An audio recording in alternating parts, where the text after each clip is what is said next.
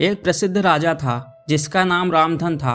अपने नाम की ही तरह प्रजा सेवा ही उसका धर्म था। उनकी प्रजा भी उन्हें राजा राम की तरह ही पूछती थी। राजा रामधन सभी की निष्काम भाव से सहायता करते थे, फिर चाहे वो उनके राज्य की प्रजा हो या अन्य किसी राज्य की। उनकी ख्याति सर्वत्र थी। उनके दानी स्वभाव और व्यवहार के गुणगान उनके शत्रु राजा तक करते थे। उन राजाओं में एक राजा था भीम सिंह, जिसे राजा रामधन की इस ख्याति से ईर्ष्या थी। उस ईर्ष्या के कारण उसने राजा रामधन को हराने की एक रणनीति बनाई और कुछ समय बाद रामधन के राज्य पर हमला कर दिया।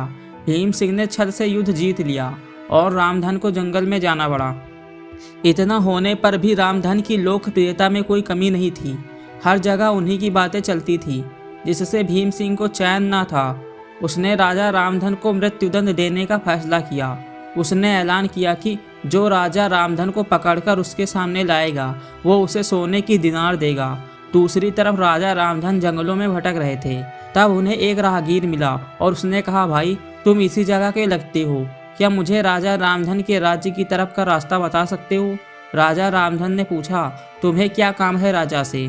तब राहगीर ने कहा, मेरे बेटे की तबीयत ठीक नहीं, उसके इलाज में सारा धन चला गया।